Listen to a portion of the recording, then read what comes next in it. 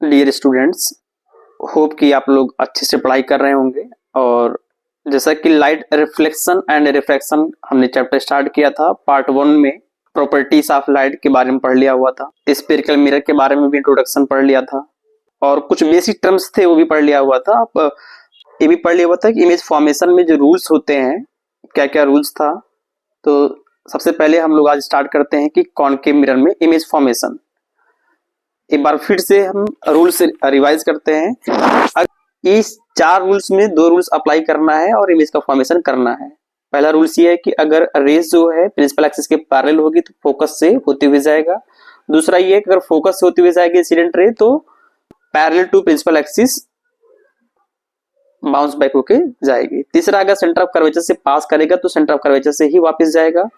और अगर incident ray strike करेगी पोल पे by making angle of incident then it will follow the angle of reflected. Image formation जो कि 6 cases दिया हुआ है कि अगर ऑब्जेक्ट इन्फिनिटिव होगा तो इमेज कहाँ बनेगा, फोकस पे बनेगा। साइज क्या होगा, हाईली डिमिनिश्ड होगा, रियल और इन्वर्टेड होगा। बस एक केस ध्यान रखना है कि अगर इमेज पोल और फोकस के बीच में होगा तो इमेज का फॉर्मेशन बिहाइंड द मिरर होगा, इनलार्ज होगा, वर्चुअल एंड इरेक्ट होगा। मोस्टली यही पूछा जाता है, तो हमको ये जो लास्ट केस है इसको अच्छे से इमेज फॉर्मेशन पढ़ना है। तो अब हम लोग एक एक करके डिस्कस करेंगे। सबसे पहला केस है object and infinity. Object infinity पे है, ठीक है। इमेज का फॉर्मेशन कहाँ हो रहा है, फोकस पे हो रहा है, ठीक है। नेचर कैसे होगा, रियल और inverted, highly diminished. Second case है अगर ऑब्जेक्ट फोकस पे रखा हुआ है। ऑब्जेक्ट फोकस पे रखा हुआ है, जो रूल्स पढ़ा हुआ है हमने उसमें से 2 को ही फॉलो करना है। एक तो सेंटर ऑफ कर्वेचर से रे पास कर रही है तो वापस आ रही है। दूसरा है पैरेलल टू प्रिंसिपल एक्सिस जा रहा है तो फोकस से होते हुए आ रहा है। तो अगर ऑब्जेक्ट फोकस पे है तो इमेज कहां बनेगा, इंफिनिटी पे बनेगा। और नेचर कैसे होगा, रियल और इन्वर्टेड होगा। साइज क्या होगा, लार्ज होगा।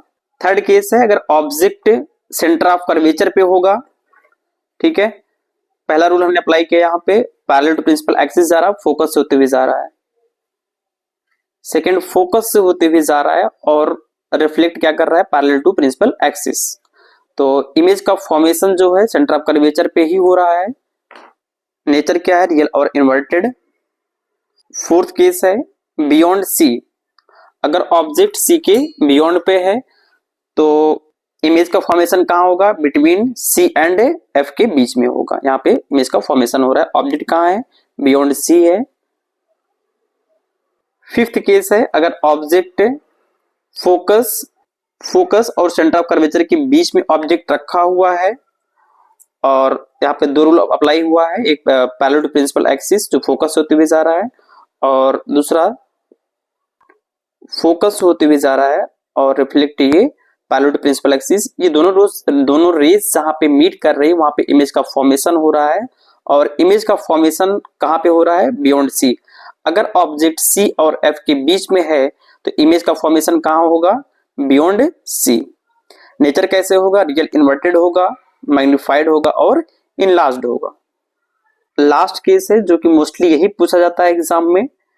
अगर ऑब्जेक्ट फोकस और पोल के बीच में है, फोकस और पोल के बीच में ऑब्जेक्ट है तो इमेज का फॉर्मेशन कहां होगा, बिहाइंड द मिरर। नेचर कैसे होगा, वर्चुअल एंड इरेक्ट। ये फ्रेंड्स, तो ये 6 केसेस हो गई। अब हम लोग सेकंड पढ़ेंगे कॉन्वेक्स मिरर। कॉन्वेक्स मिरर के भी 2 रूल्स हैं। अगर incident ray parallel to principal axis होगा तो रिफ्लेक्टेड रे भी फोकस से होते हुए जाएगा। दूसरा है when incident ray moves towards the center of curvature the reflected ray retraces the path। Image formation convex mirror में हम लोग 2 पढ़ेंगे। एक इन्फिनिटी पे, अगर ऑब्जेक्ट इन्फिनिटी पे है तो इमेज का फॉर्मेशन कहाँ होगा, फोकस पे होगा। दूसरा केस है ऑब्जेक्ट पोल और इन्फिनिटी के बीच में कहीं पे भी होगा तो इमेज का फॉर्मेशन कहाँ होगा, पी और F, between P and F, behind the mirror.